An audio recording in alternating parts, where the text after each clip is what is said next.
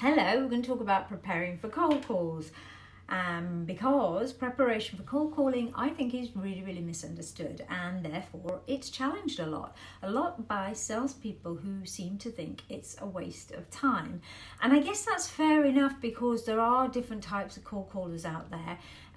So, you know, for example, if you're a cold caller that works in a cold center, it probably is a cold center, but a cold calling center where you've got dialers that are kind of in control of how quickly your next call comes, and I guess that really doesn't give you time for preparation. And so I totally understand if this video therefore isn't for you. However, those of you who do have more control over your cold calling approach, then I highly recommend you listen to what this is all about.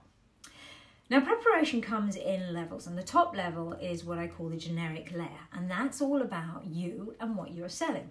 So, for example, number one, what is your product or service, and what are its features and its generic advantages? Now, note, I said generic advantages, and I didn't say benefits, because remember, benefits are personal to the person, and you cannot call it a benefit until you've literally bridged their need to the feature. Okay, so I'm talking about advantages of those features, and those advantages are things like time saving, environmentally friendly, perhaps cost and resource efficient. You know, those are the things. What does your product or service bring to a potential customer? That's something you should know, and that's part of what I would call generic research, as is, who are you? What do you bring to the table as an individual? What is your fresh, and how do you ensure that you sell that from the outset of any sales process? I guess that one is more mental preparation, but you really got to think about that. Who are you? What do you bring to the table? And how do you put that across during the process?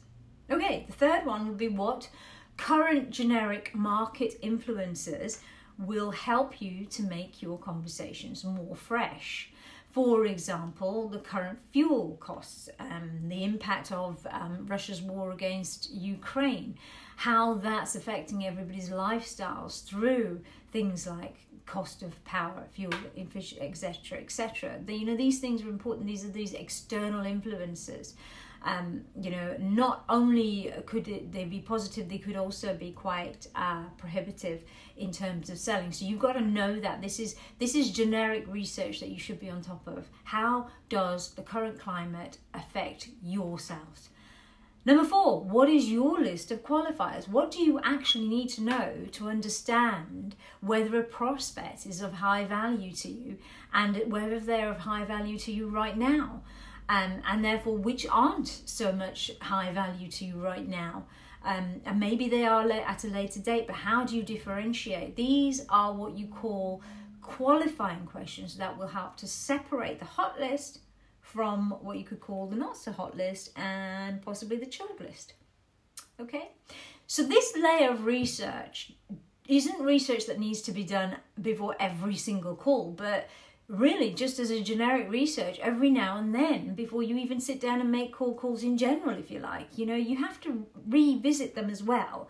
Don't just, you know, think that, okay, I've done it once, now nothing's going to change. Each time something changes in the climate, and, you know, every time there's a market change that influences you, internal or external. You know, by this I mean, let's say you bring out a new feature or product or service in your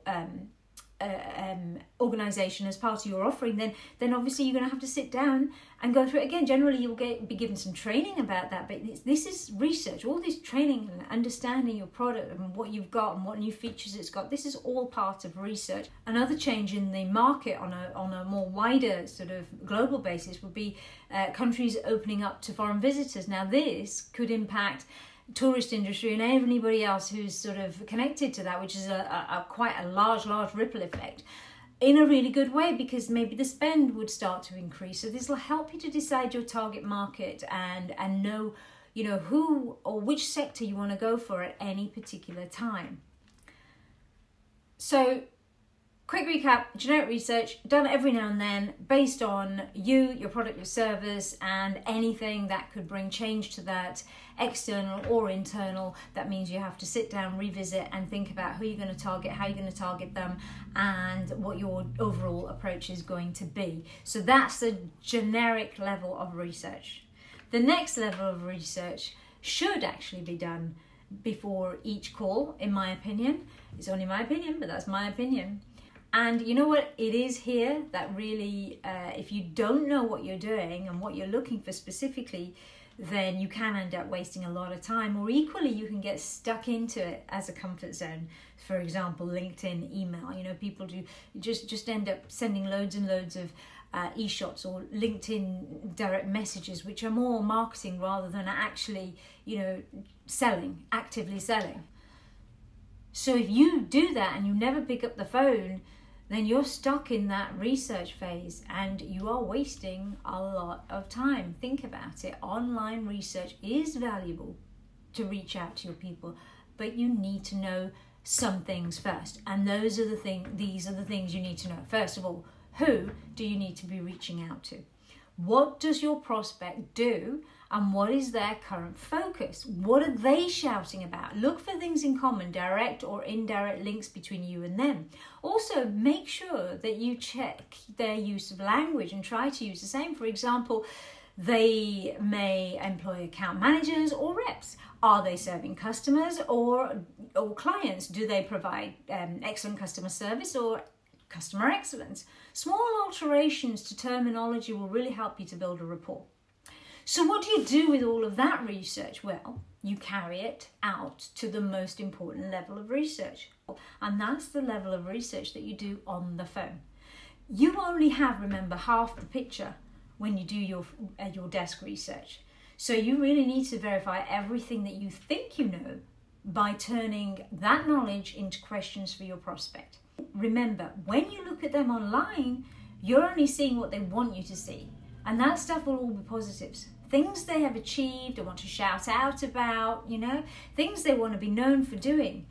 But what they're not going to be telling you online is what challenges they have, what challenges they have in delivering what they promise.